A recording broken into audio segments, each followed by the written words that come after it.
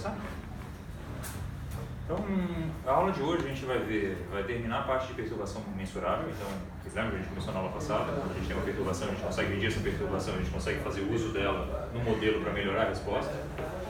A gente vai ver rapidamente uma questão de implementação da Diofantina recursiva e discutir um pouquinho sobre a implementação do GPC. E vai começar a ver questões de robustez. Então, vamos fazer uma revisão rápida sobre como avaliar a robustez do sistema. Depois, na próxima aula, a gente começa especificamente com a robustez do GPC e técnicas para melhorar a robustez do GPC. Aí depois a gente tem a última aula de exercícios e depois já é a prova de vocês. Então, o conteúdo está terminando. Vai até aquela aula antes da prova. Até a aula antes de exercícios. A aula de exercícios tudo bem, vai ter conteúdo ali, mas o conteúdo mesmo a gente termina uma semana antes. Sobre a questão de perturbação, antes de a gente começar a revisar aqui e botar tudo no quadro, formulação do quadro, lembram que o que a gente fez foi colocar também uma entrada adicional no modelo. Então a gente tinha uma dependência da saída com uma outra entrada, que era a entrada de perturbação. Só que essa entrada de perturbação a gente não podia manipular. Então ela atuava na saída do sistema, ela agia, a saída do sistema era influenciada por ela, só que a gente não conseguia agir diretamente nessa entrada de perturbação. Então a gente tem que agir na entrada, na variável manipulada, U, na verdade o delta U, definir o delta U, de tal forma a compensar o efeito que a perturbação provoca na saída. Então entrou uma perturbação, ela vai fazer a saída cair, subir. Então se eu consigo modelar, e eu sei quando a perturbação, pelo menos quando ela atua no sistema, eu consigo agir em U para compensar o efeito da perturbação Q. Então essa é a ideia geral, que é um pouco diferente da gente não conhecer a perturbação.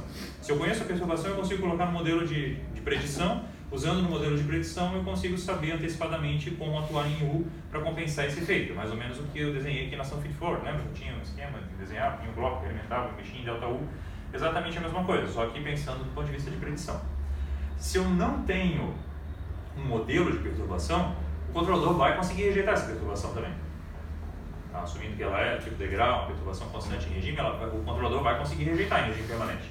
Só qual é a diferença de eu ter ou não ter esse termo de perturbação na predição? Qual que é a vantagem de eu incluir a perturbação na predição? O modelo dela, no caso. O modelo de predição. Eu consigo ajeitar uma controle dinâmica dela. Então eu consigo... Posso ser mais rápido, porque ele vai estar ali com a dinâmica.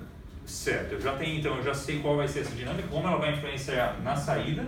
Então eu consigo tomar ações antes de efetivamente aparecerem grandes variações na saída. Então eu atuo antes de ter um grande desvio da saída. No caso ideal, eu conseguiria ter uma resposta que não seja nada influenciada pela perturbação, se eu desejar isso. Então, se eu tiver um modelo ideal, tudo perfeito e deixar uma ponderação baixa da variável manipulada, do delta U, eu conseguiria ter um delta U que me permitiria fazer com que a perturbação simplesmente não afetasse em nada a saída. Eu continuaria com erro zero, mesmo existindo a perturbação. Tá, qual era o problema da inclusão da perturbação na predição? O que acontecia?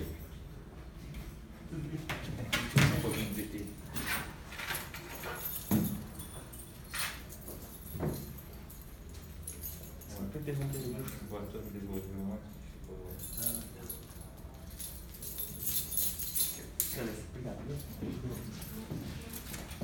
Tá, então o que acontecia? A gente tinha uma perturbação que a gente modelava e colocava dentro da equação de predição. Nossa equação de predição, ela vinha do modelo Karima, que era o A y de K é igual a B U de K menos 1, e a gente colocava um termo adicional aqui de perturbação. Então a gente tinha mais D Q em K, porque a perturbação em K pode afetar saída em K, então eu consigo medir tudo no mesmo instante. E se não tiver transferência direta da perturbação para a saída, eu simplesmente boto o primeiro coeficiente como zero e acabou o problema. Aí, isso aqui então assim, mais o C sobre o delta e o ruído branco. Então, se vocês olharem, a gente tem um A comum para B e para D. Ou seja, a função de transferência entrada-saída é B sobre A. A função de transferência perturbação-saída é D sobre A. Só que esse A é comum. Então a gente tinha que fazer alguma coisa para colocar tudo em A. E alguma coisa era ter todos os termos dos denominadores em A. Para isso a gente precisava modificar B, precisava modificar D para incluir de novo as dinâmicas que a gente gostaria de cancelar. Então lembra que no exemplo a gente teve que colocar, aqui era 0,5, aqui se não tivesse a perturbação, ficava 1 menos 0,5 z na menos 1. Só que a gente tinha um z, 1 menos 0,8, se não me engano, z na menos 1 na perturbação também, e a gente tinha que colocar os dois fatores aqui em A. Então isso faz com que o problema cresça um pouco. Então esse A ficava com uma dimensão maior do que no caso original, porque a gente inclui todas as dinâmicas lá. Aí a gente, antes de ir para o exemplo, a gente pensou um pouco para ver o que aconteceria. No momento que eu coloco a perturbação, é mais ou menos lógico que a relação entrada-saída não vai mudar. Ou seja, como o ΔU influencia y, independe da perturbação, o y é influenciado pelos dois. Mas como o ΔU influencia y, teoricamente não vai mudar. Então a gente tem a resposta forçada, ela permanece a mesma. A gente tem o elemento, a matriz G, continua a matriz G, vezes ΔU. O que aparece de novidade? Se a perturbação futura é conhecida, aparece uma outra matriz, que eu acho que eu chamei de GQ. Essa matriz GQ multiplica as perturbações futuras, conhecidas. E a gente tem um termo extra na resposta livre, que vem do efeito da perturbação passada, da perturbação até a perturbação atual, na evolução natural do sistema. Então o sistema vai evoluir seguindo a perturbação que já foi aplicada antes, isso entra na resposta livre. Aparece esse termo da perturbação futura, que a gente pode tratar como se fosse também parte da resposta livre, de certa forma, se o que é conhecido, que a gente não pode mudar, não é resposta livre no sentido literal de resposta livre. Porque não depende da evolução passada do sistema, depende de algo futuro, uma perturbação futura que vai aparecer. Só que a nossa variável manipulada não está ali. Então, se aquilo é fato, vai acontecer daquele jeito, para efeito do modelo, a gente pode tratar esse bloco todo como se fosse uma resposta livre. Então, a gente continua exatamente com a mesma formulação, só que muda como a resposta que não depende do ΔU vai evoluir. Tá, então a gente fez um exemplo que eram duas funções de transferência, a perturbação era 1 menos 0,9 z na menos 1 sobre 1 menos 0,8 z na menos 1, G era 0,5 z na menos 1 sobre 1 menos 0,5 z na menos 1. A gente resolveu Diofantina e eu cometi um erro na hora que eu passei no quadro, depois que vieram me perguntar no fim da aula que eu vi que estava errado, que para fazer a predição para K mais 1, eu esqueci de atualizar o índice aqui para K mais 1. Ficou o Q de K, deveria ser o Q de K mais 1.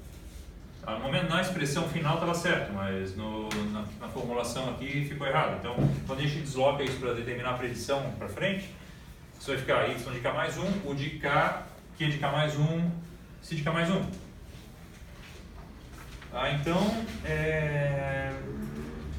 o que a gente tinha aqui era um y predito de k mais 1 no instante k. Dá para ver essa canetinha ainda? Igual a 2,3 y de k menos 1,7 y de k menos 1 mais 0,4 y de k menos 2 mais 0,5 ΔU de k menos 0,4 ΔU de k menos 1 mais ΔQ, e aí aqui aparece o k mais 1 menos 1,4 ΔQ em k mais 0,45 ΔQ em k menos 1. Tá? Então a gente tem a predição em função do y de k que é conhecido, y de k menos 1 que é conhecido, k menos 2 que é conhecido, ΔU em k que eu quero determinar agora, ΔU de k menos 1 é conhecido, ΔQ de k mais 1, eu não sei se eu sei ou não, depende da formulação, eu posso saber a perturbação futura. Um exemplo de quando eu sei, quando eu conheço um ΔK, uma perturbação futura. Quando ou é controle de processo. Exatamente, se eu estou tratando um sistema monovariável, por exemplo, que eu sei que eu vou mudar a referência de um outro processo, ou vou ter que mudar uma demanda de alguma coisa num outro processo. Então ela atua como perturbação desse primeiro processo que eu estou tratando de forma independente, mas eu sei quando isso vai acontecer no futuro. Então eu consigo modelar já para me antecipar essa ação, então o sinal de controle começa a variar de modo a minimizar aquele funcional. Senhor, Oi? seria mais correto então chamar Q de Q-chapéu, que é uma predição da perturbação? Não deixa de ser, é uma predição da perturbação, assim como o delta U em K também deveria ser delta U chapéu, porque na verdade não é, mas é o que eu vou decidir, é a variável que eu vou decidir, mas aqui sim, aqui é mais razão chamar o delta Q do que o delta U, mas o delta Q assim, é uma predição do que vai acontecer lá na frente. Eu poderia chamar isso aqui de delta Q chapéu de K mais 1 em K, e é por isso que a gente separa o que é delta Q futuro do que é delta Q passado. Então o que é passado efetivamente está na resposta livre e não tem como mexer. O que é futuro é uma predição do delta Q. Quando tu prediz a saída Y, tanto quanto tu tem Y chapéu. Isso, tanto quanto tem Y chapéu.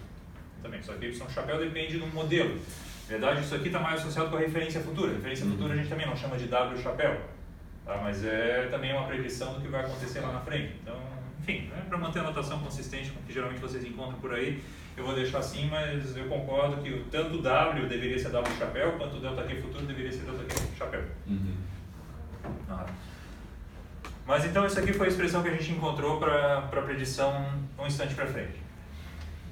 Se vocês fizerem a predição 2 instantes para frente também, pela Diofantina que a gente tinha calculado, vocês vão chegar numa outra expressão. Eu vou colocar só a expressão final aqui. Não sei se vocês chegaram a fazer, todo mundo tentou resolver? Vou botar aqui, vocês conferem, se tiver alguma dúvida a gente pode desenvolver para chegar aqui. Mas deixa eu pegar outra caneta aqui, só para ter começado a falar.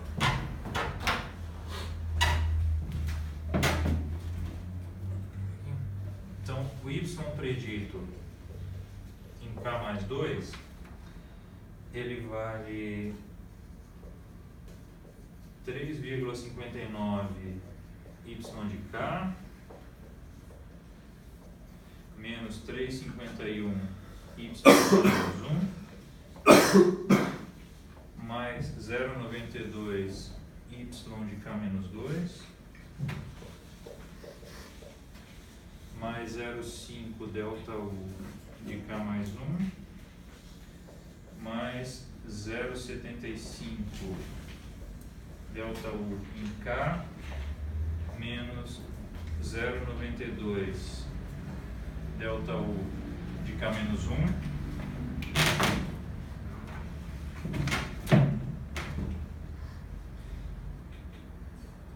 mais delta Q em K mais 2 mais 0,9 delta Q de K mais 1 menos 2,77 delta Q em K mais 1,035 delta Q em K menos 1. Tá, então isso veio peguei a Diofantina, resolvi, estava lá e chegou nisso aqui. Aquelas expressões que a gente tinha encontrado para a Diofantina, chegou nisso aqui. Se vocês olharem aqui, a gente tem também conhecido, o que não é conhecido? Delta U de K mais 1, delta U em K, então aparece isso aqui, aparece na resposta forçada. Aí delta U, isso aqui aparece na resposta livre. Esse delta Q de K mais 2 é perturbação futura também, então vai aparecer uma resposta separada, a gente não vai incluir lá na resposta livre da perturbação. Esse delta Q em K mais 1 também vai aparecer, futuro. O delta Q em K é conhecido. No instante K, eu meço Y, eu meço a perturbação. Se ela é mensurável, medir a perturbação em K. E o delta Q de K menos 1 é conhecido também em passado. Então, isso aqui vai entrar numa matriz GQ, são os dois coeficientes de GQ. E o que está aqui vai pertencer à resposta livre em função de Q. Tá, vamos tentar agrupar isso numa estrutura matricial para a gente analisar então como é que fica a estrutura, o que mudou em relação ao nosso caso original.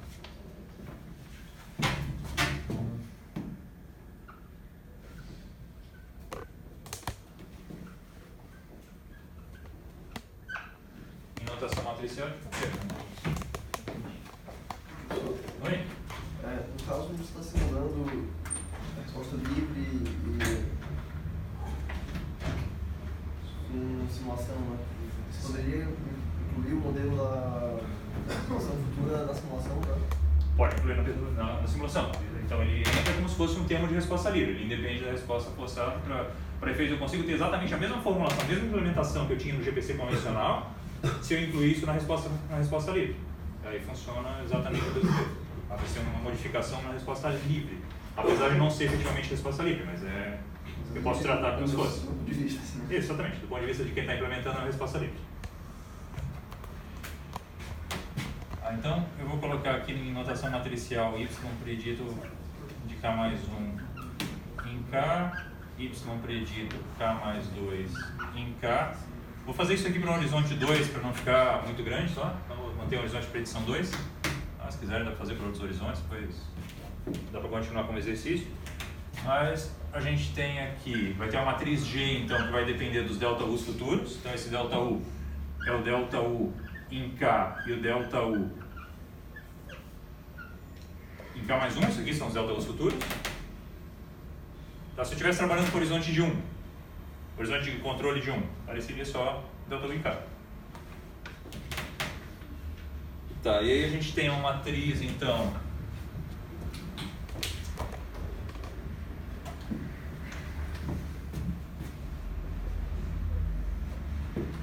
tem uma outra matriz que depende dos ΔQs. Então, quais são os ΔQs que vão aparecer com o ΔQ futuro? ΔQ em K mais 1 e aparece aqui um ΔQ em K mais 2. Então, vai ter ΔQ em K mais 1 e ΔQ em K mais 2.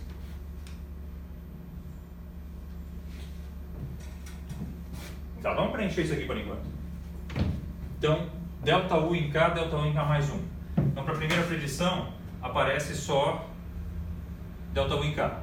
Então, tem 0,5. Primeiro aqui, 0,5, 0. No segundo, aparece K mais 1, K. Então, em K é 0,75, em K mais 1, 0,5.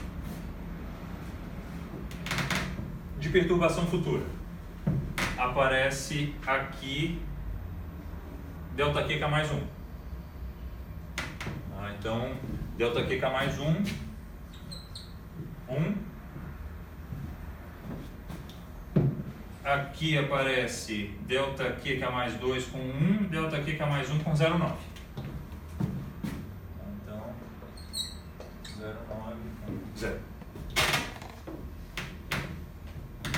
Tá, e aí a gente tem que incluir o resto dos termos da resposta livre.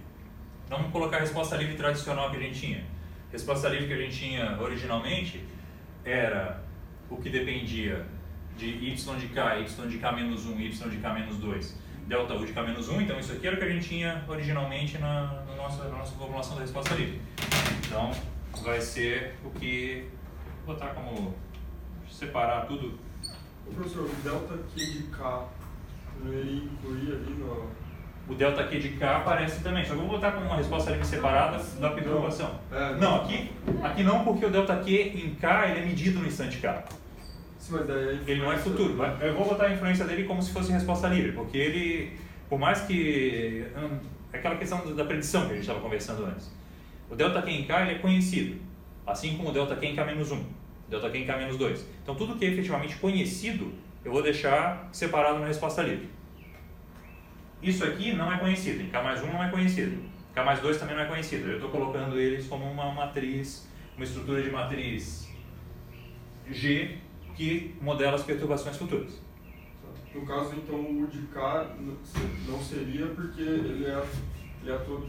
Vamos pensar do ponto de vista do controlador. O que o controlador faz no instante K? Primeira coisa, mede a saída. Sim. Ao medir a saída, ele mede também a perturbação. Certo? Se eu consigo medir a saída, consigo medir se a perturbação é mensurável, eu posso medir saída e perturbação no instante K. Sim. Aí ele processa esses dados e calcula o ΔU. Então, saída e perturbação em K são conhecidos. O U em K não é conhecido, ele vai ser calculado depois de eu terminar o cálculo do controle. Então por isso a separação de eu botar aqui só o delta Q K mais 1 e lá apareceu o U de K. Então aqui eu tenho os Ys, sabe que eu não precisava ficar voltando lá, eu vou copiar aqui direto, tá? Mas eu tenho aqui Y de K menos 1 e Y de K menos 2, isso dá 2,3, 3,59, menos 1,7, menos 3,51, 0,4, 0,92. Então eu peguei os coeficientes que estão colocados lá naquela expressão, simplesmente trouxe aqui e botei numa notação matricial, colocando o que da resposta livre depende dos y conhecidos. Tem uma parcela da resposta livre que vai depender dos delta u's passados também. Então aparece, nota que aqui aparece o delta u passado, delta u em k menos 1, e aqui aparece também delta u em k menos 1, então isso aqui é delta u passado, tem que incluir isso na formulação de algum jeito. Então eu vou colocar isso como menos 0,4 e menos 0,92, que multiplica o delta U em K menos 1. Então, isso aqui é resposta livre.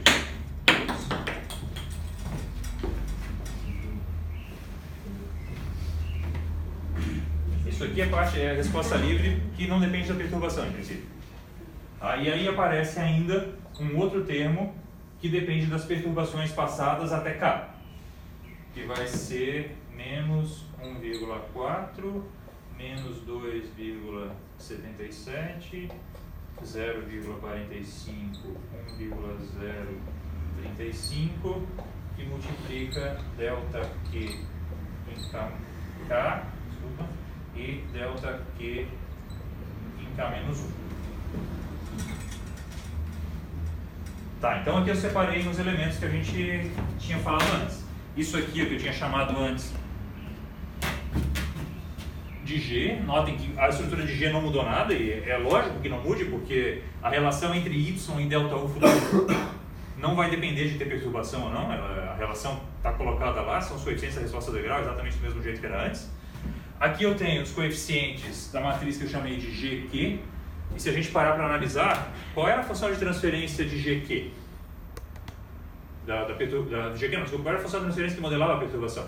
Eu acho que eu também acabei chamando de GQ, tá? Que não é a matriz GQ.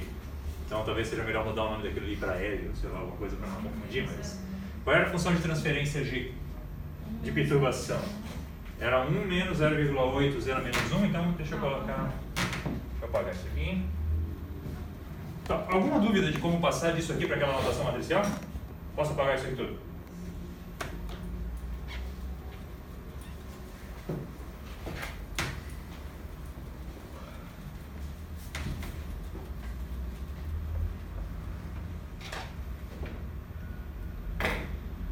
Tá, então desculpem aí pela anotação, mas o que a gente tinha chamado de GQ de Z era, vou botar em Z na menos 1 já então, era 1 menos 0,9 Z na menos 1 sobre 1 menos 0,8 Z na menos 1, é isso, né? Como é que é a resposta ao degrau isso aqui?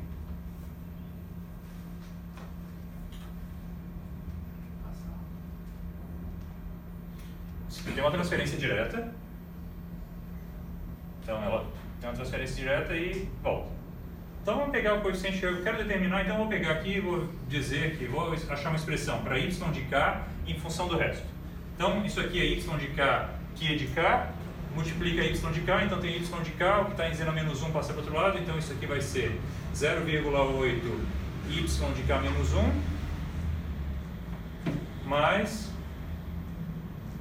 q em k menos 0,9 Q em K menos 1, certo? Simplesmente peguei da equação aqui diferença, da função de transferência discreta, trouxe uma equação diferente.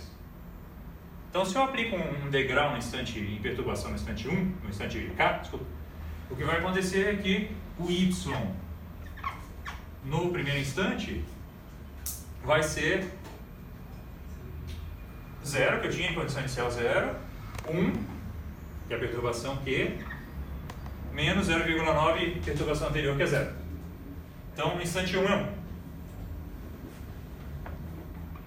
o y no instante 2, ao aplicar o degrau na perturbação, vai ser 0,8 vezes o y anterior, que é 1,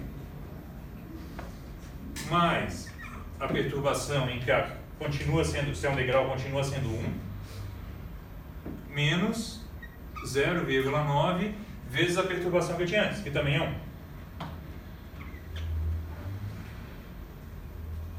Então eu tenho 1,8 menos 0,9, que dá 0,9.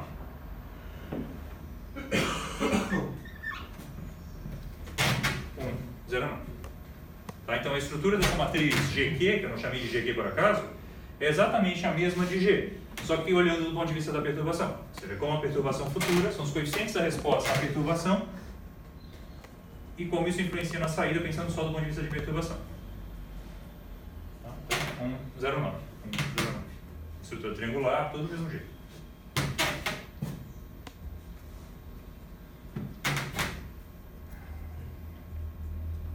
Tá, se eu tivesse uma terceira, um horizonte de predição 3, apareceria aqui o terceiro termo, lá também o terceiro termo, iria até delta Q de K mais 3.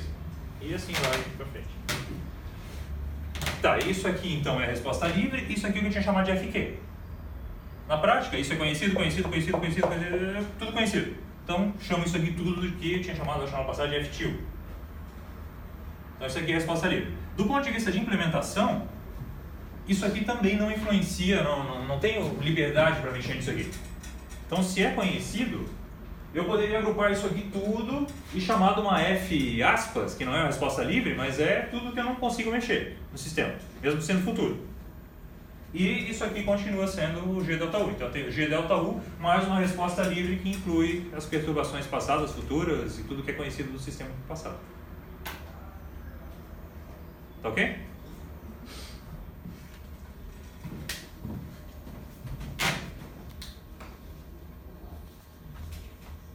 Tá, eu vou deixar como exercício para vocês terminarem isso aqui. Na verdade eu vou, não sei se, vou ver como é que estamos de tempo aqui. Mas tem uma coisa interessante aqui que é mostrar que se tiver uma perturbação futura, o U vai começar a se mexer antes da perturbação aparecer no sistema pelo fato justamente de dar modelado lá. Tá, mas vamos tentar fazer rapidinho aqui. Só para a gente ver um caso. Acho que eu deixo como exercício a gente vê naquela última aula antes da prova, pode ser? Vocês façam um caso de análise. Eu não sei se eu já passei para vocês qual era a condição de perturbação. Acho que eu passei já. A perturbação aparece no instante 3, é um degrau no instante 3 que é conhecido. Não? Tá, deixa eu botar aqui, senão... Então, vocês vão pegar essa mesma função de transferência que está aqui, eu vou apagar esse canto aqui, só para determinar os coeficientes lá, então vou apagar isso aqui. As funções de transferência são exatamente as mesmas, então vocês vão assumir tudo que já está feito aqui, assumindo uma referência igual a um degrau no instante K e uma perturbação que é um degrau no instante 3. Então façam a predição disso para ver o que vai acontecer no instante 1, 2, 3 e vão rodando esse horizonte para frente. E aí vocês vão perceber que... Eu posso até deixar a resposta aqui, se quiserem tentar chegar lá. Então, para K igual a 0, vocês têm delta U em 0 igual a 0,6470. Em K igual a 1,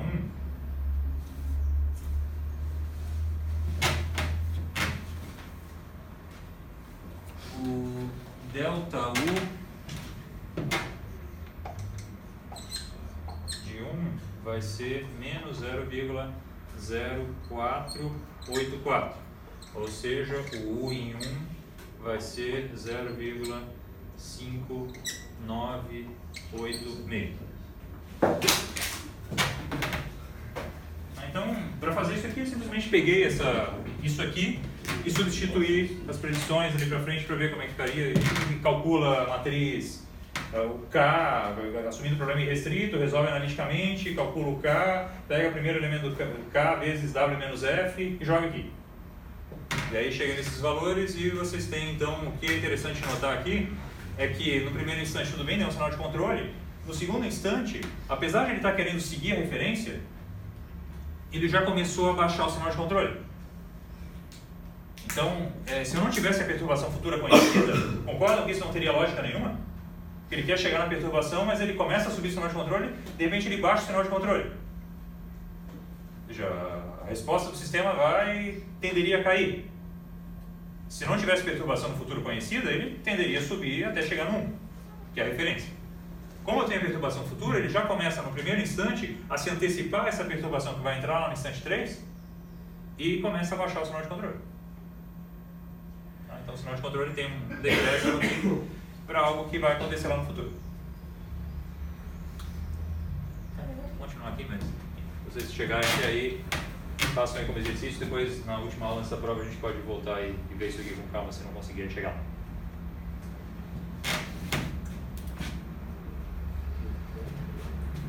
Tá, então isso aqui a gente termina a parte de perturbação mensurável. Tá claro para todo mundo, então, o panorama geral da coisa? Aparece um termo adicional que vai ter os coeficientes da resposta degrau para perturbação e muda a resposta livre. O resto é exatamente a mesma formulação. Tá, deixa eu discutir com vocês. Eu não sei se vocês vão usar Diofantina mesmo ou não depois para a implementação dos trabalhos, porque quando vocês têm um computador e vocês não estão preocupados em eficiência computacional, é muito simples eu pegar e fazer uma predição usando um simulador. Então eu vejo a resposta livre, vendo a resposta natural do sistema usando uma simulação do sistema. Aquilo que a gente já discutiu um pouco no início. Então vale mesmo a perturbação, vocês conseguem fazer a simulação de como o sistema evoluiria naturalmente dali para frente. Se vocês forem usar a Diofantina, tem algumas coisas que vale a pena observar. Vocês não precisam calcular todos os termos, calculando efetivamente a Diofantina, resolvendo ela ponto a ponto. Porque existe uma dependência grande entre o E, por exemplo, o E de K mais 1 em relação ao E de K, ele simplesmente tem um termo a mais. Lembra que ele ia crescendo? O E1 era 1. O E2 era 1 mais alguma coisa vezes era menos 1. O E3 ele ia crescendo. Mas sempre era o mesmo E que tinha antes com um termo adicional. Esse termo adicional ele dependia do primeiro elemento do FJ. Porque aparecia... Vamos pegar, deixa eu botar para esse exemplo aqui. Talvez partindo do exemplo fique mais fácil da gente... Pode ser esse aqui mesmo que eu tenho que calcular. Então... Na verdade, isso aqui é uma questão de implementação da Diofantina, tá? Não tem nada a ver com... É só uma questão de facilidade de implementação computacional rápida e pode ajudar vocês na hora de fazerem as contas para a prova, ou pelo menos conferirem o que vocês fizeram. Eu vou pegar e vou resolver a Diofantina que a gente tinha aqui, 1 menos 2,3 zeno menos 1 mais 1,7 zeno menos 2 menos 0,4 zeno menos 3. Então, o primeiro elemento é sempre 1. O E do primeiro elemento vai ser 1. E vocês vão pegar isso aqui, multiplicar por aquilo lá e vão fazer as contas. Então, esse termo que vai aparecer aqui do resto é sempre 1 menos ATIL vezes 1. E aí tem o zeno menos J, multiplicando FJ. Então, vocês têm, na verdade, um Z que multiplica... O que vai aparecer aqui vai ser menos o próprio ativo.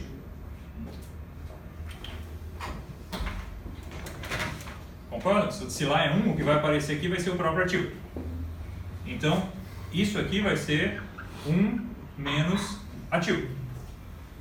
Só que esse 1 menos ativo, ele é o zeno menos J, FJ. Então, para achar o FJ, eu tenho que pegar isso aqui e multiplicar por Z. E se vocês seguirem isso aqui, então deixa eu botar o resultado disso aqui só direto. Isso aqui vale 2,3 zeno menos 1 menos 1,7 zeno menos 2 mais 0,4 zeno menos 3. O próximo termo aqui, em EJ, sempre vai ser o primeiro elemento do F anterior. Porque o primeiro coeficiente aqui é 1. Qual é o primeiro coeficiente de ativo? É sempre 1. Então, quando eu for fazer a divisão, sempre vai aparecer esse primeiro elemento lá. Então, isso aqui vai ser 2,3 z na menos 1 e vai seguindo. Tá, então, feito isso, a gente tem algumas constatações aqui. A primeira delas é que o E em J mais 1 é igual ao EJ mais um termo que vai aparecer. E esse termo é o F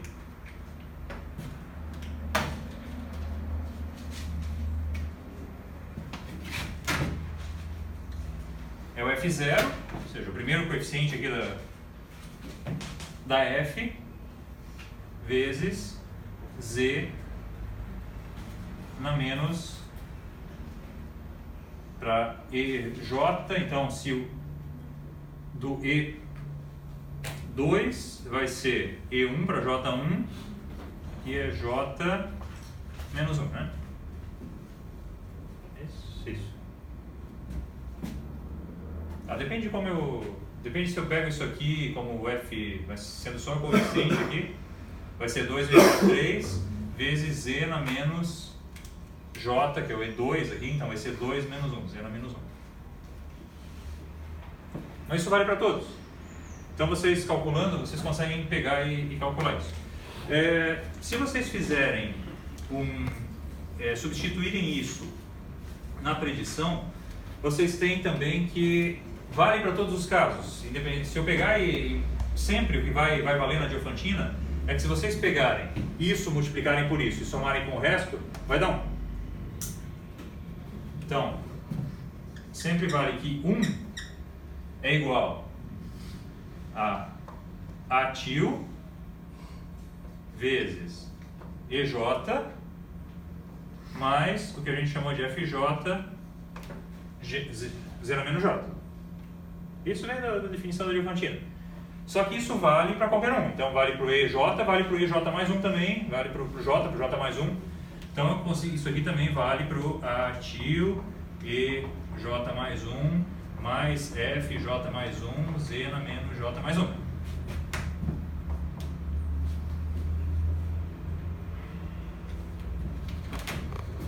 Tá, onde eu quero chegar com isso é que se vocês pegarem e substituírem uma na outra, primeiro subtraírem uma da outra aqui, vocês vão chegar numa expressão que é 0 é igual a ATIL que multiplica EJ,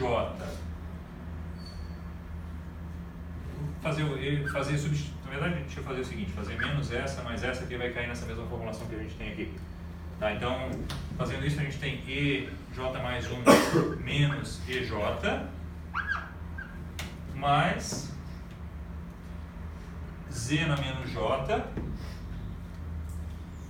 que multiplica FJ mais 1 Z na menos 1 menos FJ.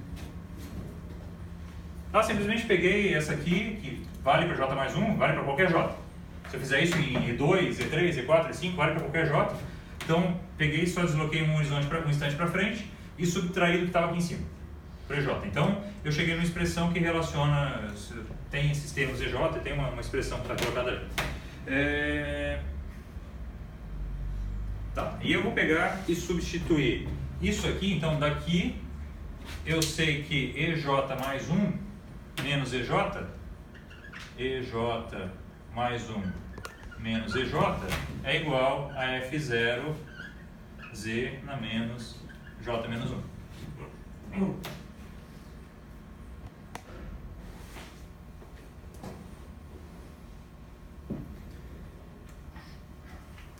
Tem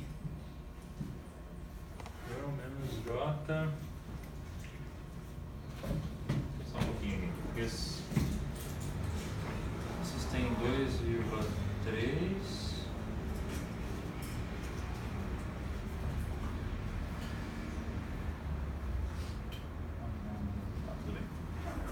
Mas enfim, o que aparece aqui é o que aparece aqui.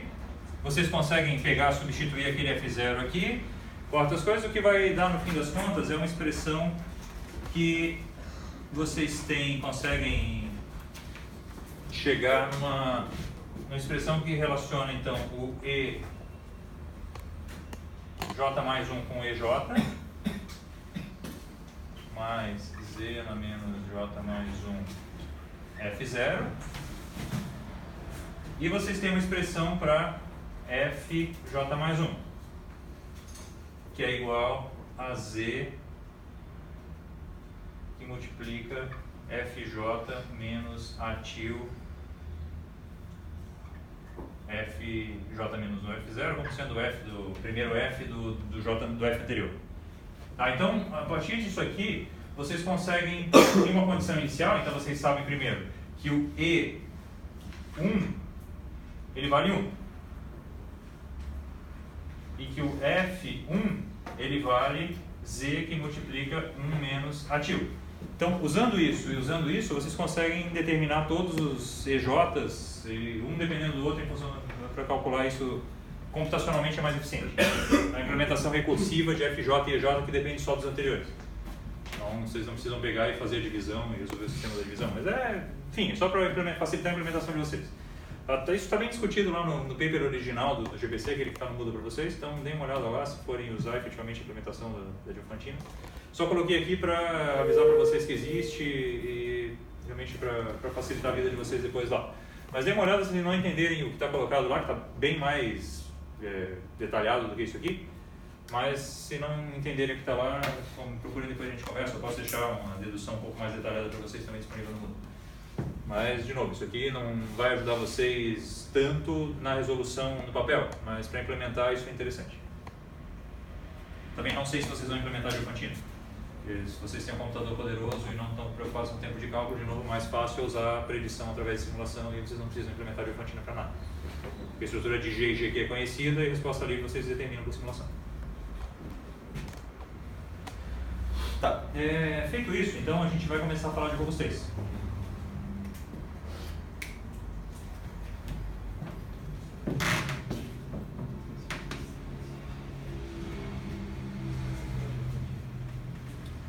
Tá, então, todo controle preditivo baseado em modelo, o nome já disse, ele é baseado em modelo. Então eu preciso de um modelo que não é o meu processo real. O modelador é feito baseado no modelo, mas o modelo é diferente do processo real. Tá claro para todo mundo essa distinção sistema-processo real? Tá. Só que eu quero fazer um controlador que ele tenha ou determinada característica, ou pelo menos que ele consiga, se ele for estável para o modelo, eu quero que ele seja também estável quando aplicar na minha planta real. Não adianta ele funcionar muito bem no modelo e não funcionar na planta. Tá? Então existem formas de conseguir modelar esses erros de modelo. Eu consigo, pelo menos, limitar, achar um limitante para o erro. Tá? Então eu tenho lá uma planta real, faço vários ensaios com essa planta e vejo que ela responde assim, tem diferentes respostas, mas eu consigo, se eu tiver infinitos ensaios, determinar um limite superior e um limite inferior para o erro. Então, na prática, o processo de estimação desses erros é algo que pode ser complicado, complexo, mas tendo uma planta e conseguindo determinar os limites de variação possíveis, eu consigo garantir que meu ajuste do controlador é robusto, ou seja, que se eu fizer o ajuste pensando no modelo e aplicar na planta real que está dentro desses limites, o meu sistema de malha fechada vai ser estável. Essa é a ideia básica do controle robusto. Eu faço um controlador de tal forma que, aplicando na planta real, ele funciona se funcionar no modelo também. Aí funciona, entenda-se, continua estável. Então,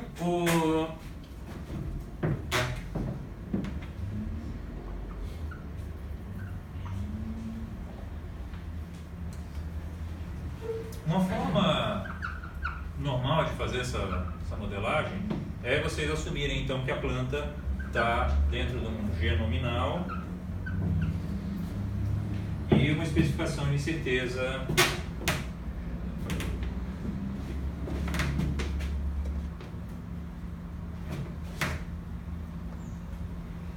um limite de uma certa especificação de incerteza. Eu posso colocar essa especificação de incerteza como algo que some aqui, um limite, mais ou menos o limite, ou que eu posso colocar na forma de uma representação que é multiplicativa. Aqui eu tenho aqui uma função de incerteza, U. Então o modelo nominal é o modelo nominal mais o modelo nominal vezes uma função de incerteza.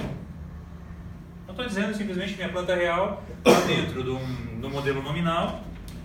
Tá? Então esse GR aqui é a planta real.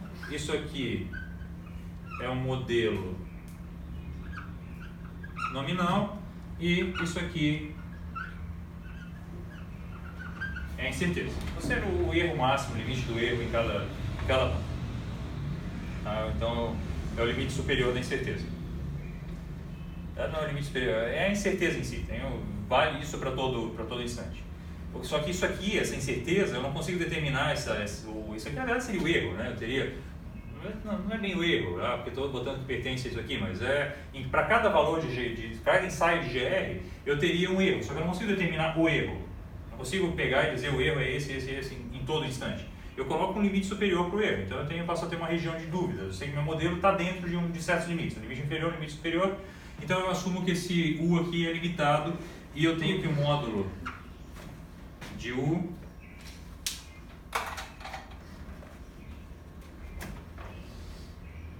o módulo de U de J ômega, ele é menor ou igual que um U barra de J ômega. Então eu coloquei simplesmente para cada frequência, vou tirar o J aqui, para cada frequência eu tenho um limite máximo dessa incerteza de modelagem. Então o que eu estou dizendo no fim das contas, deixa eu fazer um exemplo aqui, é que meu processo real ele está dentro de uma certa faixa. Então se eu pegar e fizer aqui, por exemplo, vou fazer só o gráfico de amplitude. Para a fase vale exatamente a mesma coisa, na amplitude e na fase eu vou ter esse mesmo comportamento. Mas se eu pegar aqui F e aqui amplitude, imaginar que eu tenha a resposta do meu sistema, ele é um passa-baixas que é isso aqui. Esse é meu modelo nominal, então isso aqui é GN.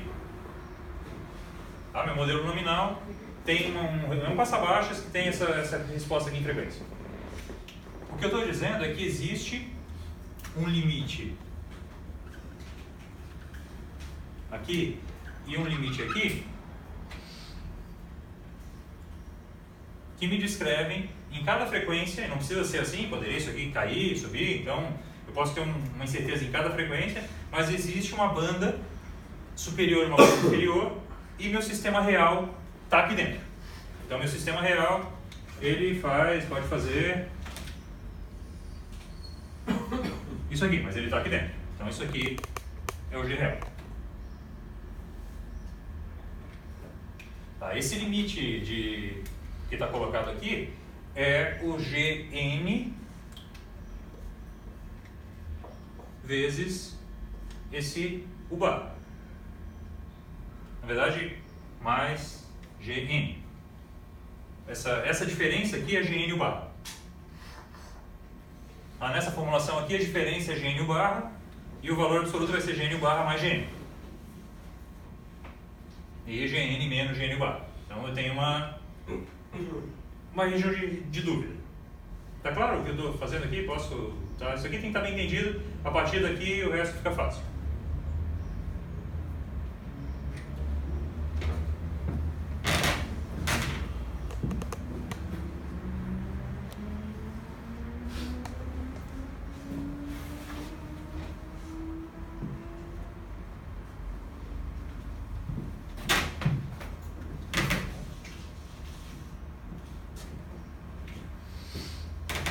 Então, existe um teorema que diz o seguinte: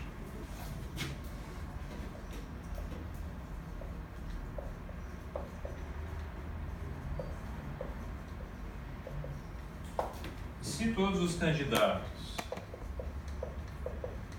à planta têm o mesmo número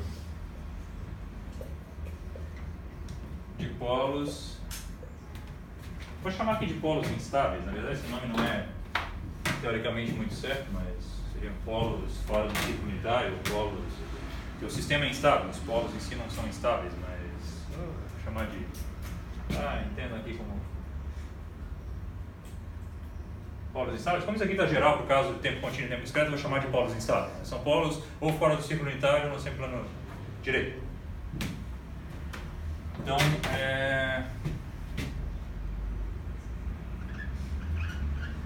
e um controlador C estabiliza o modelo nominal GN,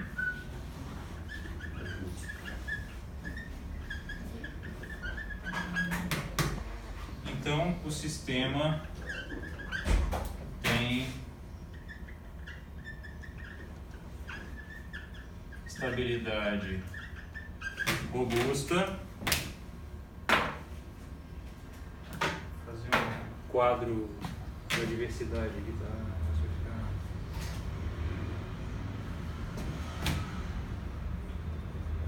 Se a função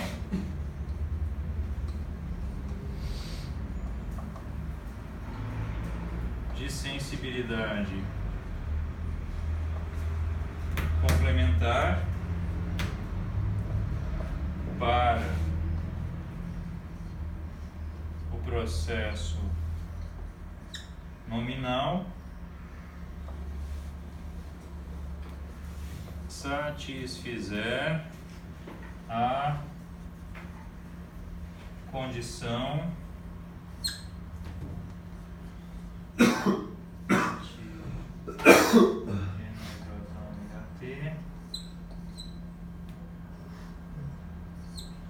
o barra em ômega menor que 1 para 0 ômega e sobre t.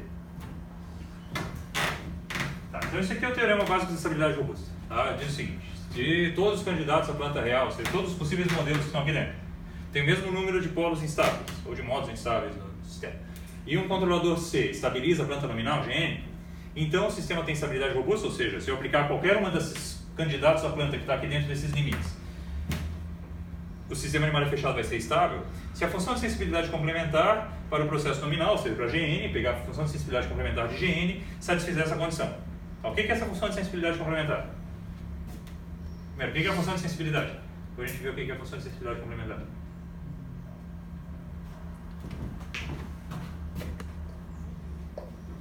Vou pegar esse caso mais simples aqui primeiro. A C, G alimentação negativa. A função de sensibilidade é a função que relaciona a perturbação Q de saída com a saída Y. Na verdade, Y com Q. Então isso é o que a gente chama de função de sensibilidade. T é igual a Y por Q.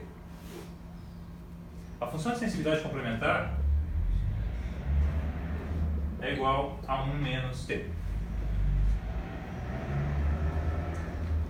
Num processo como esse aqui, quanto vale a função de sensibilidade? 1 sobre 1 mais CG. Certo? 1 sobre 1 mais CG. Quanto vale a função de sensibilidade complementar? 1 mais CG sobre 1 mais CG, menos 1 sobre 1 mais CG. Então, CG sobre 1 mais CG. Para esse caso específico, isso aqui é igual a função de transferência da referência para a saída. Isso deixa de valer se eu tiver um bloco aqui, por exemplo. Tá? Então, tipicamente, vocês trabalham com a robustez olhando entrada, referência, saída, mas na verdade não é isso. Se eu tiver um bloco aqui, isso muda tudo. Oi? Mas assumindo que o sistema é multivariável... Esse caso específico aqui, monovariável, porque senão não existe puramente isso. Na verdade existe isso aqui, mas está associado aí com os valores singulares da matriz. Então muda um pouco a interpretação. Vamos pensar primeiro no caso monovariável, depois o Júlio vai estender isso com vocês para o caso multivariável. Tá? Então no nosso caso aqui a gente vai tratar o caso monovariável e, estando isso bem entendido, a extensão do caso multivariável é relativamente fácil. Só o que tratar das coisas muda um pouco, mas a formulação é a mesma. Professor, Oi? escrito ali para a condição, aqui, começo ali da condição módulo. Módulo de T til de E na J ômega T, porque aqui estou tratando o caso do tempo discreto, já que vai interessar para a gente para implementação, comparar com o GPC, vezes o o máximo módulo de U para cada frequência tem que ser menor que 1. E isso é analisado como um sistema de tempo discreto para ômega entre 0 e π sobre t. Onde tem o período de amostragem. Acessibilidade complementar também, às vezes é usada S, não? Também. Tá. Chama de S também. Tá, só que para não confundir com sensibilidade, o que é? Então, só sensibilidade de T e complementar de T. Então, a robustez é sempre analisada em função daquilo ali, então tomem cuidado se vocês tiverem algo aqui na realimentação, porque isso deixa de ser verdade. Vocês têm que pegar a função de sensibilidade complementar e não simplesmente a referência para sair. Tá, depois façam como exercício aqui, depois a gente faz mais para frente, mas botem um bloquinho aqui para vocês verem que a coisa vai dar diferente. Tá, então, no caso geral, vocês têm aquilo ali. Se vocês pegarem e substituírem, vamos pegar para aquele caso específico lá e botar aqui, vocês têm CG sobre 1 mais CG menor que aquilo lá. Ou vocês podem pegar e dizer, então, que a incerteza tem que ser menor do que o inverso disso. Então, vocês vão pegar um módulo do inverso daquilo lá. E vocês já devem ter visto essa formulação para garantia de estabilidade robusta. Vocês têm que dizer que o módulo de U, esse U barra aqui, ele é menor do que módulo de 1 mais CG sobre CG. Então, isso vale se eu não tiver uma realimentação aqui. De novo, não tiver um bloco na realimentação. Isso vale se eu tiver uma estrutura realimentada convencional sem isso aqui. No momento que eu coloco um bloco embaixo, muda. Então, para esse caso específico, de novo, eu posso dizer que U barra de ômega é menor do que o módulo de 1 mais CG sobre CG. Então, se eu garantir isso aqui, ou seja, a incerteza está dentro de um limite, isso aqui impõe um limite máximo para a incerteza, se a incerteza estiver dentro desse limite, o sistema vai estabilizar todas as plantas que estão lá dentro.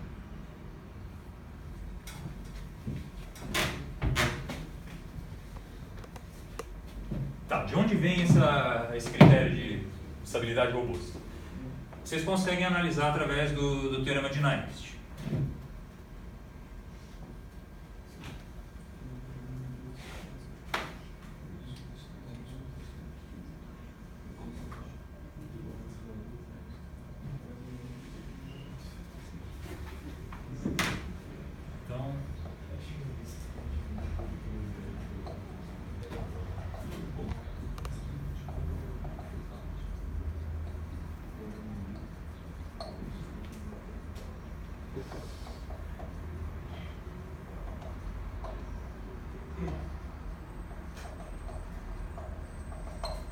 Então, vamos ver de onde vem aquele teorema, tá? Vamos assumir primeiro o caso mais simples, depois a gente vai para outro caso mais complicado em que a gente tenha uma... Então vamos pegar esse sistema simples aqui, vamos analisar o critério de Nyquist para esse sistema simples, que são 2 blocos, que é a estrutura convencional de controle sem um bloco na alimentação. A função, então, vou pegar a função de sensibilidade complementar, CG sobre 1 mais CG. Então a equação característica é 1 mais CG igual a 0. Tá? A equação característica é 1 mais CG igual a 0. Ou se vocês preferirem, CG igual a menos 1. Isso vocês têm então condições daqui deriva margem de fase, margem de ganho, toda aquela história dos limites de estabilidade. Tá? Mas a ideia é que vocês tenham então um CG menos 1, e se vocês pegarem a função de transferência de malha aberta, na verdade CG, vocês conseguem inferir sobre a estabilidade de malha fechada, se o sistema for realimentado desse jeito. Então a ideia é, a partir da função de transferência de malha aberta, que é CG, ver como a resposta de malha fechada vai se comportar. Vamos assumir o sistema inicialmente, o sistema de malha aberta, se o sistema de malha aberta for estável, ou seja, eu tenho um sistema que não tem polos instáveis, ou então, originalmente eu não tenho nenhum polo fora do ciclo. Vamos dizer que a resposta num plano complexo aqui seja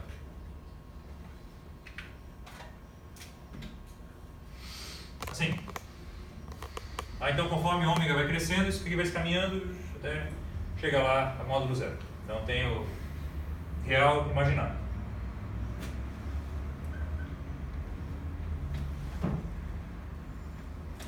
e o menos 1 está aqui. Se esse sistema originalmente estava em malha aberta, era estável, e eu for aumentando o ganho dele, concordam que essa curva vai cada vez vindo para cá? Vai aumentando. Aumentando, aumentando, aumentando. Então, eu poderia ter um outro caso no qual eu tenho algo assim, e o menos 1 está aqui dentro. Então, nesse caso aqui eu tenho uma resposta que é estável, nesse caso aqui eu tenho uma resposta de malha fechada que é instável. Porque o menos 1 está circulado, lembra do Fibonacci? Tantas voltas, no sentido anti-horário, olhando. Então, quantas vezes o ponto menos 1 é rodeado pelo ciclo, pela resposta do sistema, no sentido anti-horário. Então, o número de polos instáveis menos a diferença do número de polos em malha aberta e fechada, enfim, então para fora, para lá, fora do ciclo, ou para a esquerda, ou para a direita, sem pontos complexos. Tá, então, a ideia toda, a parte daqui, a gente pega uma interpretação geométrica. Então, eu vou pegar um pedaço dessa curva e vou desenhar aquela nossa questão de incerteza do nosso modelo real.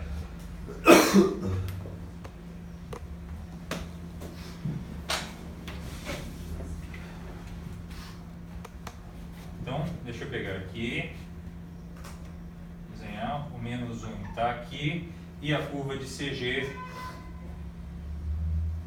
está aqui. Então, isso aqui é CG. Qual é a condição para que essa curva de CG fique longe do menos 1? Limitar o ganho. Tá, eu tenho que limitar o ganho.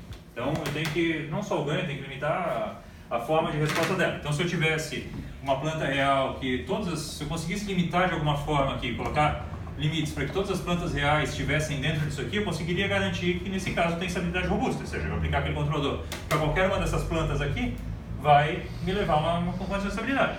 Então, o que eu tenho que garantir é uma relação, uma distância máxima entre a planta nominal e a planta incerta mais distante e a planta nominal e o ponto menos 1. Concorda? Se eu garantir que a distância da planta até o menos 1 for sempre maior do que da planta até o limite máximo da incerteza, ele nunca vai cruzar. Certo? Então, o que eu vou fazer é que isso tem que valer para toda a frequência. Eu não posso ter uma coisa assim, que passa aqui, só nessa frequência vem aqui, lá vai. Isso teria que ser analisado para toda a frequência, porque sei lá, teria que garantir o pior caso, mas enfim, isso tipicamente tem que valer para toda a frequência. Então, eu tenho que fazer essa análise e isso tem que valer para toda a frequência. Então, o que eu tenho que garantir, isso aqui é CG. Certo? Isso que está em azul é CG. Como é que eu represento isso que está tracejado em vermelho? Vai ser o CG1, CG2, CGN, eu posso ter várias plantas lá. Só que isso vai estar associado com o limite máximo da incerteza. Então, pela nossa definição, isso aqui é o CG que multiplica o 1 mais U. É o C que multiplica G1 mais o barra. Lembra disso? Nosso G incerto é dado por isso. Então, a diferença entre o CG e essa CG1 mais U barra é o próprio CG U barra.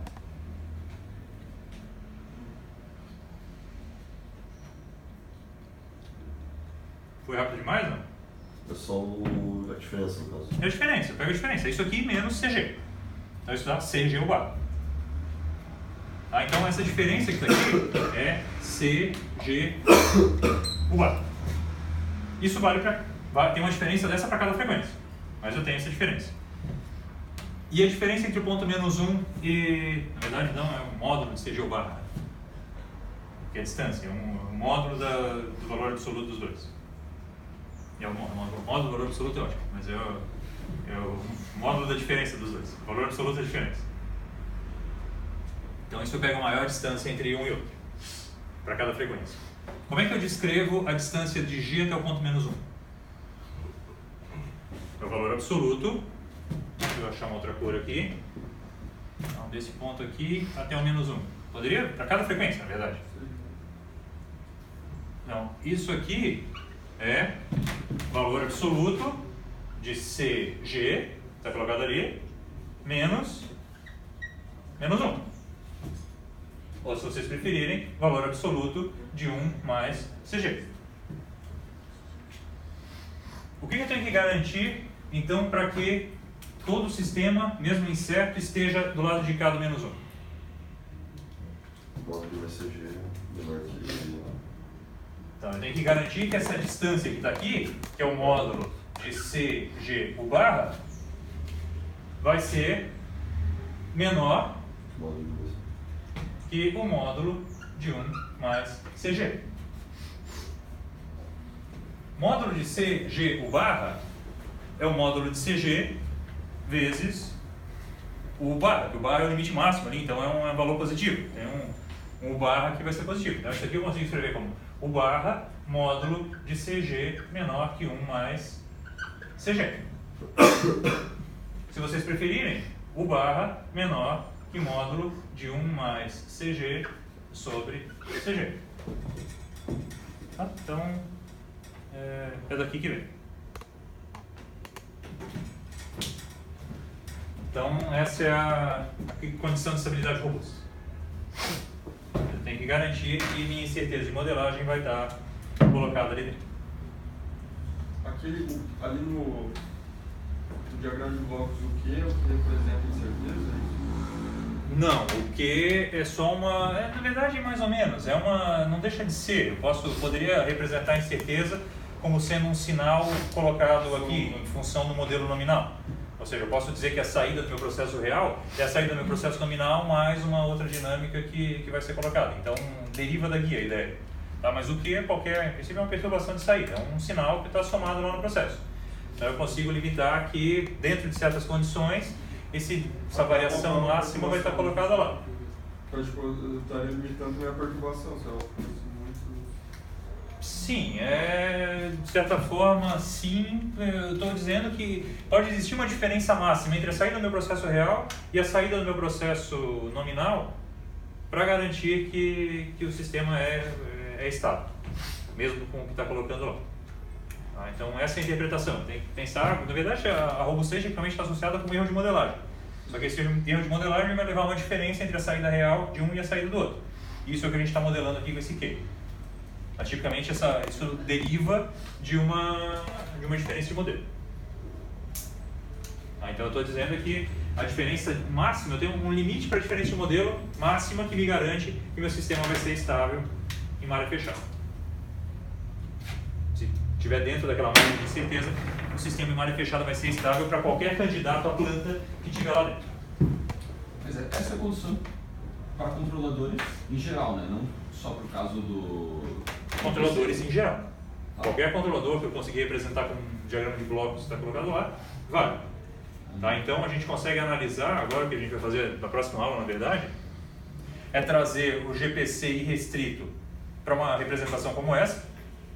Concordam que eu consigo? O GPC irrestrito é um sinal de vai ter um filtro aqui, mas vai ser uma representação muito parecida com essa. Então a gente vai pegar o caso do GPC irrestrito e avaliar a robustez dele usando essas características que a gente colocou aqui. Aí vai ver então como a sintonia do GPC muda, afeta a robustez dele. Tá, então, no fim das contas, a análise de robustez passa por uma avaliação de módulo. Ou seja, eu vou pegar e se eu colocar aqui em frequência, pegar a resposta em frequência do sistema, eu vou plotar a resposta em frequência de 1 mais CG sobre CG. Ou seja, eu vou pegar 1 sobre a função de transferência normal. Teria no sistema algo que vai assim, eu vou pegar para um sistema qualquer e vou dizer que isso está aqui. Então, sei lá, pegar... Tanto faz, na verdade, não sei como é que vocês preferem interpretar, que o U barra está abaixo da inversa da função de transferência, vocês podem simplesmente pegar isso aqui como sendo a função de transferência de malha fechada do sistema de vocês e pensar nisso no menos 1. Então, isso aqui na verdade é 1 sobre U barra maior do que módulo de CG sobre 1 mais CG. Aí eu tenho que garantir então ou que essa curva de 1 sobre o barra vai estar aqui em cima. Isso não precisa ser assim, na verdade, se o barra eu coloquei aqui, mas isso é uma coisa assim. Então tem que garantir que 1 sobre o barra está em cima, ou vocês invertem essa curva e garantem que o barra está por baixo.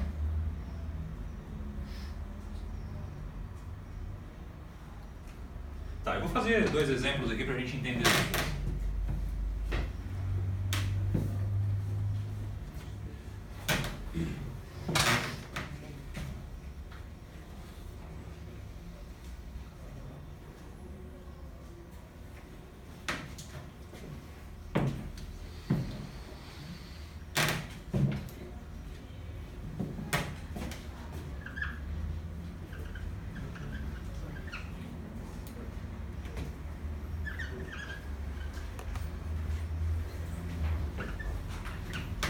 Tá, sei. Minha planta real é um ganho variável, eu assumo que o meu modelo nominal é 1 sobre S mais 1. Aí o modelo do ganho pode variar qualquer coisa. Eu vou assumir que esse K eu consigo determinar no meu sistema, ele está limitado entre 0,8 e 1,2, por exemplo. Então ele tem um ganho. Eu assumi que o modelo nominal é 1, mas esse ganho estático varia de acordo com o ponto de operação, ou com o humor do sistema, ou sei lá. Varia de acordo com alguma coisa e está colocado nesse limite de 0,8 no mínimo e 1,2 no máximo. Se eu desenhar essa condição de estabilidade robusta, eu consigo representar então que o meu modelo real, na verdade, ele é meu modelo nominal. Então, vamos assumir que o G real, ele é o G nominal 1 mais o barra em ômega, ou 1 mais o barra. Isso é a representação da incerteza que a gente está colocando. Quanto vale esse barra que está colocado aqui? Ou sai módulo, enfim, eu sei que o módulo de barra ele é menor ou igual a 0,2. Ou seja, eu sei que se está aqui dentro e eu coloco nessa representação, eu sei que isso vai ser 0,8 vezes Gn até 1,2 vezes Gn. Então, eu sei que o barra está limitado a 0,2. N aqui, GR, GN, aqui GR e aqui GN. Foi mal. Tá vendo em minúsculo ali? Essa caneta é grossa. Tem que arrumar uma desculpa. Tá? Mas ou seja, eu estou assumindo que o G real tem um limite de máximo nessa representação de 0,2 na nossa representação de incerteza. Isso então faz com que eu tenha no diagrama de Bode, vou apresentar aqui só a amplitude da resposta à frequência. Se eu pegar aqui F, amplitude, 1 sobre esse U barra, eu consigo colocar aqui como limite máximo. Isso aqui é 1 sobre U barra, isso vale 5. Ou seja, qualquer CG que me garantir que esteja abaixo dessa linha, me garante estabilidade robusta. Então, se eu pegar diferentes Cs,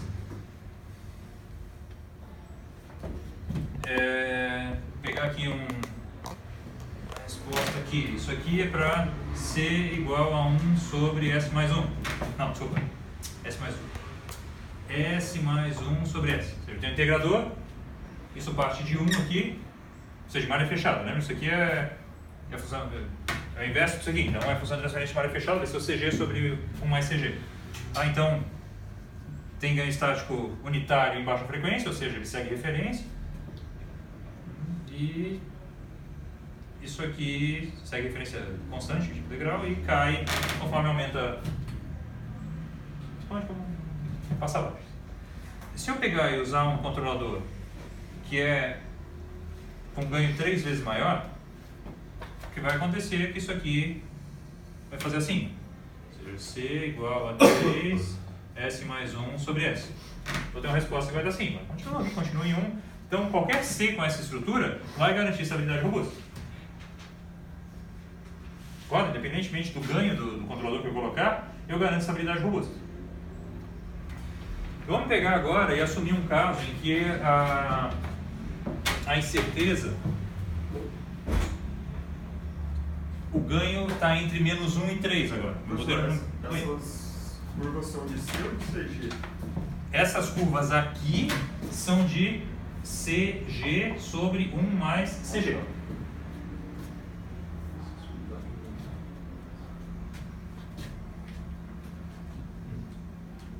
A gente olha no diagrama, quando constrói o diagrama de Nyquist, é CG. Só CG para Nyquist. Só que de lá a gente derivou, como tinha diferença para menos 1, aparecia lá CG menos 1, e o CG ali no fim da função transferente de área fechada. Então aparece aqui função transferente de área fechada e aqui 1 sobre incerteza.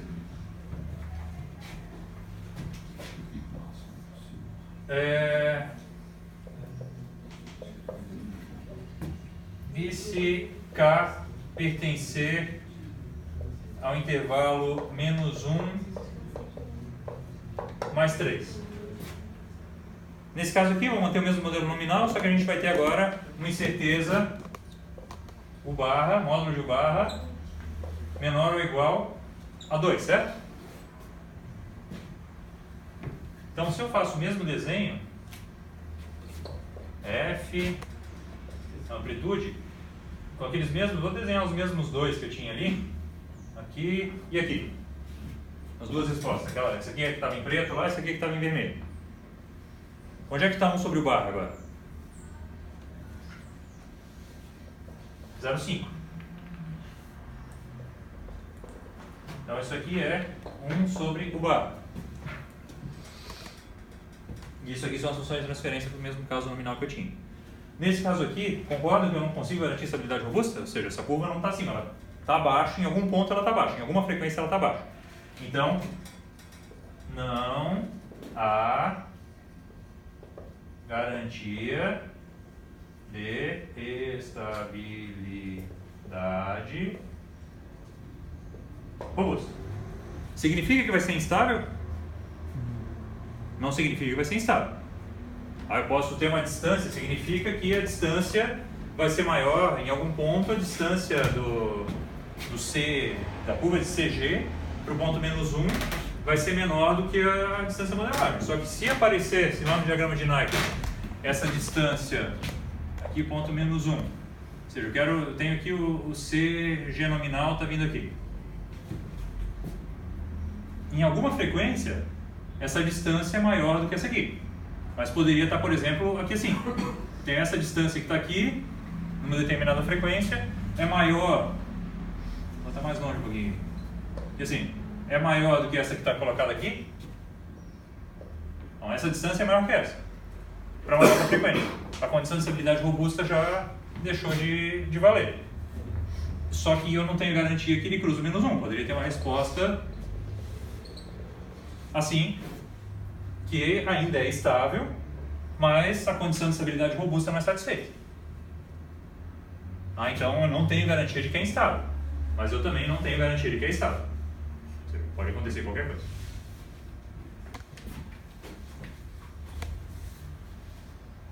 Dúvidas por enquanto? Tá, então o que a gente vai fazer? Vai pegar essa ideia aqui geral de robustez e vai empregar para avaliar como o GPC, como é que a gente consegue avaliar a robustez do GPC.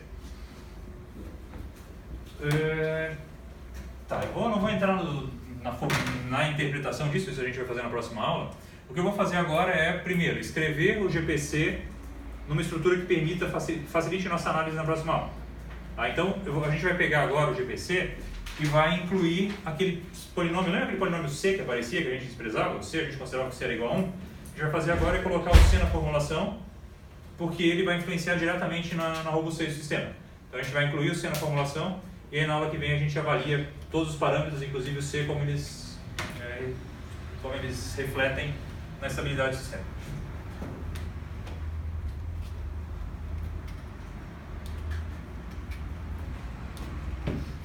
Deixa vocês copiarem isso aqui. Alguma dúvida por enquanto? Não, tudo tranquilo. Tá.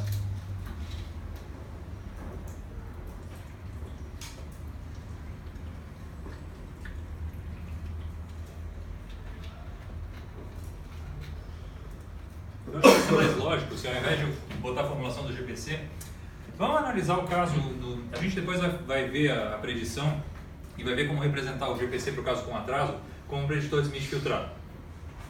Então, vocês já viram o preditor de Smith em algum lugar na vida? Todo mundo já viu? Alguém não viu, nunca ouviu falar do preditor de Smith? O preditor de Smith filtrado talvez não, mas é uma mudança no preditor de Smith, coloca um filtro adicional para garantir uma questão. Vamos pegar e olhar ele nessa a avaliação da robustez do preditor Smith em função disso aqui. Aí a gente já parte disso na aula que vem, acho que vai ficar mais fácil. Então, preditor de Smith filtrado. Tá, a ideia do preditor Smith é vocês usarem uma técnica, uma predição dentro da estrutura do controle, algo parecido com o que faz o GPC ou qualquer MPC.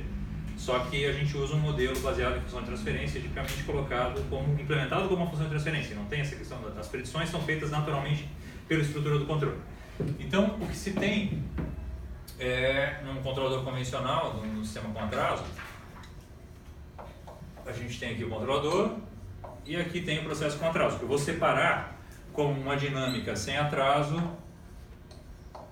e um atraso. Então tem um processo com atraso, ele está colocado aqui. Quando a gente realimenta, a gente não tem acesso ao sinal intermediário, a gente tem que realimentar a saída do processo, certo?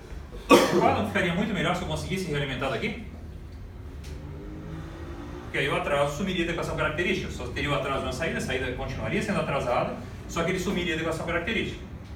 Então eu poderia ajustar esse controlador muito mais rápido para aquela planta, porque eu tenho a resposta da planta instantaneamente, sem ter o atraso influenciando na relação. Só que isso não é possível, então qual foi a ideia do Smith, lá em 1957? Foi, ao invés de eu usar esse modelo, essa planta aqui, eu não consigo mexer. A planta é isso aqui. Eu vou usar um modelo da planta. Ou seja, eu vou usar, para fazer essa realimentação, um modelo de G. Então, ao invés de usar o próprio G, eu uso um modelo de G que eu vou chamar de G nominal. Então, isso aqui na nossa anotação lá é o G real. Aí eu vou usar um modelo G nominal e vou fazer a realimentação daqui. Concordam que se GR for igual a GN, isso aqui funcionaria perfeitamente? Tem alguns problemas. Primeiro, se GR for diferente de GN, eu não tenho nenhuma informação sobre a minha saída atuando no meu processo. Então esse erro de modelagem pode levar o sistema à instabilidade. O outro, se entra uma perturbação aqui na planta e não entra no modelo, vou ter um problema, porque meu modelo não considera essa perturbação. Então o preditor de Smith leva, de alguma forma, para levar essa realimentação em conta, o que ele faz é colocar aqui um modelo, eu vou chamar L nominal S, do atraso. Então isso aqui a gente poderia pensar como se fosse um P nominal, passando aqui por... Isso aqui é a planta P real, teria um P nominal aqui junto. Continua sendo a realimentação dali, só que a estrutura convencional, isso aqui eu desenho a estrutura convencional. Mas teria uma planta nominal e se faz a diferença entre o erro, ou a saída da planta e a saída do modelo com atraso também, então agora estou pegando no mesmo instante, ou seja, a saída da planta depois de passado o atraso, saída do modelo depois de passado o atraso, e isso aqui vem e realimenta também. Para evitar um pouco de linha, e, ao invés de fazer a realimentação negativa aqui, simplesmente se soma o sinal aqui, que dá exatamente na mesma. Então, pega aí, soma o sinal aqui. Se a planta nominal é exatamente igual à planta real, esse sinal é zero. Se não tem perturbação e a planta real é igual à planta nominal, isso aqui é zero, que é o erro de predição. E aí eu simplesmente fico com o GN realimentando. No momento que existe um erro de modelagem ou uma perturbação, esse sinal também volta lá e passa para o controlador. E aí ele consegue corrigir isso. Então essa é a ideia básica do preditor Smith. Qual que é a ideia do preditor Smith filtrado? É incluir um filtro nesse erro de predição. Então se coloca aqui um filtro, chama filtro de robustez, em cima do erro de predição. Então trabalhando no erro de predição, porque o que acontece? Se eu tenho um erro muito grande de modelagem, o controlador ele tende a ficar, imagina que eu tenho um erro no atraso. O controlador manda informação antes, a planta responde antes ou depois do modelo, e aí dá uma diferença, mas aí ele vai corrigir e isso vai dar uma oscilação. Então a ideia desse filtro é atenuar essa oscilação logo, ou seja, não deixa essa oscilação influenciar a minha resposta. Eu boto um filtro passa-baixas que mata essa oscilação que acontece. Então, ajustando esse filtro, se mexe na robustez do sistema. Se eu botar ele muito passa-baixas, eu consigo ter um sistema bem robusto. Eu posso ter bastante erro de modelagem. Qual que é o problema de fazer esse FR bem passa-baixas? Se entra uma perturbação no sistema, ela vai passar também por esse filtro até ser sentida no controlador. Então, a resposta de rejeição de perturbação vai ficar também bem lenta. Ou seja, meu controlador fica bem robusto, mas a rejeição de perturbação fica muito lenta, dominada por esse filtro FR. No caso nominal não muda absolutamente nada porque esse sinal é zero. Então no caso de segmento de referência para planta perfeita, isso aqui o sinal está zero, esse filtro não influencia em nada. Vai influenciar no caso de eu ter erro de modelagem ou perturbação. No caso de erro de modelagem é bom fazer ele bem passa-baixas. E aí eu atenuo esse efeito, torna bem robusto. Se eu quero ter uma resposta rápida de perturbação, eu consigo fazer ele passar altas. Aí eu amplifico o efeito da perturbação e o controlador age mais rápido para matar a perturbação. Só que em compensação meu sistema fica menos robusto. Vamos analisar isso aqui agora, olhando do ponto de vista dessa estrutura de robustez que a gente falou. Então o que a gente vai fazer agora é chegar numa representação do preditor Smith colocada como um controlador convencional. A gente vai pensar num controlador equivalente convencional que compensa toda essa estrutura. Então eu vou pegar tudo isso aqui e colocar num controlador. Já fizeram isso em algum lugar? Provavelmente quem fez sistema de controle deve ter feito isso. Então chegar num C equivalente e a gente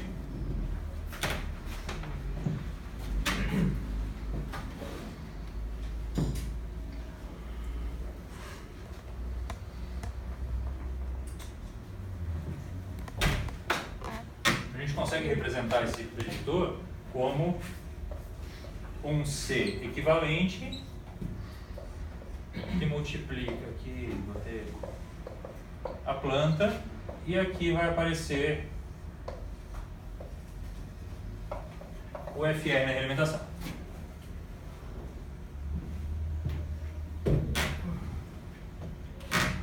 Dá para deduzir isso aqui. A forma mais fácil de deduzir esse FR a partir dos blocos é separar isso aqui, fazer uma realimentação negativa lá, colocar o PN separado do GN. Então eu reescrevo isso como um PN que está colocado aqui. Essa diferença dos dois volta para lá, filtrada. Esse GN vai estar aqui como um GN aqui embaixo no C. E aí vocês conseguem chegar, reduzindo os blocos, reduzindo, vocês conseguem chegar numa representação como essa aqui. O que nos interessa agora é avaliar a robustez desse negócio aqui. Como é que a gente avalia a robustez disso aqui? Não posso mais usar CG, 1 mais CG sobre CG, como limite máximo para o erro de modelagem. Porque agora eu tenho algo aqui. Então vamos analisar primeiro a função de sensibilidade, qual é a função de sensibilidade complementar disso aqui. Eu vou assumir agora que a planta é um P real. Enfim, eu vou trabalhar lembra que para a condição de robustez, a gente assume que se ele vale para o P nominal e tem um limite da incerteza, então vamos fazer a análise para o P nominal. Quanto é que vale a função de sensibilidade aqui?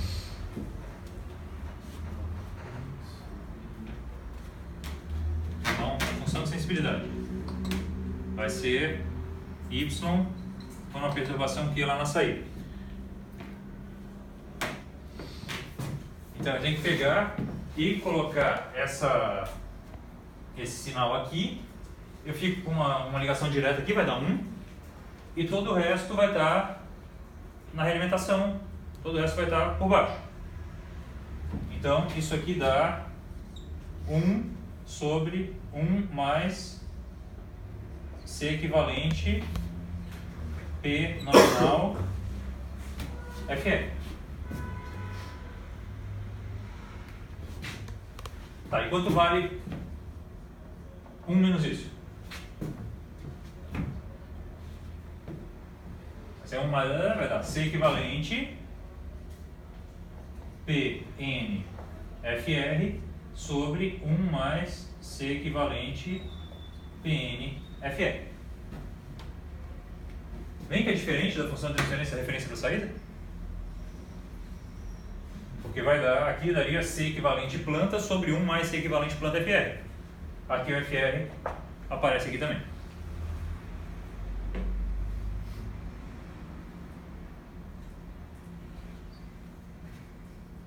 Então, o que muda na condição de estabilidade? É que a gente tem o FR influenciando diretamente na robustez, ou o FR influenciando diretamente na resposta. Então, a condição de estabilidade robusta para isso aqui é que a função de sensibilidade complementar, vamos sobre a função de sensibilidade complementar, limite o erro. Se a gente trabalhar com FR, a gente consegue mexer na resposta do sistema em malha fechada, na função de sensibilidade complementar, de modo a levar isso sempre a estar por baixo de 1 sobre o erro de modelagem. Então a gente fica, a condição é que T em toda frequência seja menor do que 1 sobre o bar.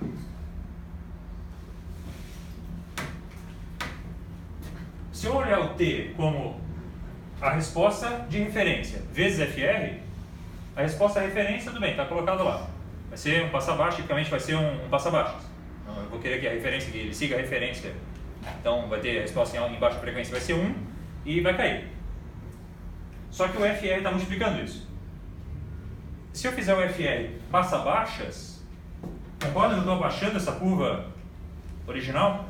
Então, se o FR for passa-baixas, ele vai cada vez mais baixar a frequência. Então, eu consigo levar, botando o FR bem passa-baixas, eu tipicamente consigo levar essa função complementar de sensibilidade a sempre estar abaixo de U, 1 sobre o bar. Ou seja, fazendo o FR passa-baixas, eu consigo mexer na curva para levar ela bem para baixo. Então, o que o FR faz é, ajustando o FR, eu consigo fazer isso aqui cair cada vez mais aqui. Então, se meu erro de modelagem está, por exemplo, aqui assim, eu consigo ajustar um F que me leve, vou estar começando aqui, senão em baixa frequência não tem o que fazer. Mas, a não ser que eu deixe de seguir referência em regime permanente. Mas, então, isso aqui, assumindo que lá em baixa frequência isso está acima de 1, isso aqui é 1 sobre o bar, eu consigo, mexendo no filtro, tornar a resposta mais robusta ao trazer as respostas todas para baixo dessa curva limite. Então, fazer o F passar baixas me garante isso. Fazer o F passar altas, lembra que a gente consegue acelerar a resposta de perturbação. Só que o que acontece nessa resposta aqui? Ela tende a ficar... Opa, quero que você vermelho aqui. Ela vai ter algo assim, ou mais assim. Então isso faz com que eu tenha um cruzamento e não tenha a condição de robustez. Tá, então, o que a gente vai fazer na próxima aula? A gente vai pegar o GPC, representar numa estrutura parecida com essa, e ver, analisar a robustez usando essa informação. E a gente vai comparar o ajuste disso com o do preditor, e a gente vai fazer uma proposta que chama DTC-GPC, que a gente inclui um filtro explicitamente na estrutura do GPC para aumentar a robustez dele. Oi? Só uma coisa que eu fiquei no mais do conceito mesmo. Por exemplo, nesse caso eu posso ter um ganho não unitário no filtro que vai me deslocar, mas daí eu teria que ter um filtro de referência, né? Exatamente, tem que ter um filtro de referência com um ganho estático também não unitário. Na hora que eu considerar isso na robustez, eu considero o filtro de referência também? Para fazer mais robustez? Ela vai, não é que diz de botar o filtro aqui para baixo, depende se o filtro, assumindo que a referência que está colocada ali, não pode o filtro, por exemplo, ser instável. Sim. Aí o filtro instável vai fazer com que a referência vá embora e aí o sistema vai embora por outros motivos. Mas assumindo que a entrada é limitada, a malha fechada não tem, então o que interessa é o sistema da malha fechada. Ela pode não ter um ganho unitário para conseguir atender uma primeira evolução, por exemplo. Poderia pegar e jogar isso lá com alguma coisa mexendo no controlador, porque aí o que entra na malha por aqui não vai ser influenciado pelo filtro lá. Então ele tem uma atenuação que está colocado aqui e atende ao critério, por exemplo. Não sei se ficou claro para todo mundo a pergunta dele. O filtro de referência não influencia em nada, em princípio, na robustez, garantindo que o sinal que chega aqui, o sinal generalizado é estável. O filtro de robustez não mexe o filtro de referência, desculpa, não mexe na estabilidade. A estabilidade robusta está associada com como essa malha aqui vai tratar a perturbação que entra lá. Então, se eu conseguir atenuar, para atenuar em baixas frequências, eu conseguiria mexer no filtro, no ganho estático do filtro FR para garantir que isso é verdade. Tinha alguma coisa no preditor de Smith filtrado que eu lembro que, dependendo do jeito que implementasse, ele não ia seguir referência. Não, acontece um problema de implementação. Se eu implementar desse jeito aqui e a planta for instável, na verdade qualquer preditor Smith filtrado ou não filtrado, eu vou ter instabilidade interna, porque eu tenho um sinal instável no meio da implementação do processo. Então o que tem que fazer é ou implementar desse jeito, ou substituir isso aqui tudo por um S, que é um filtro preditor estável. Então o que eu garanto é ter uma predição estável para não criar uma instabilidade dentro do modelo.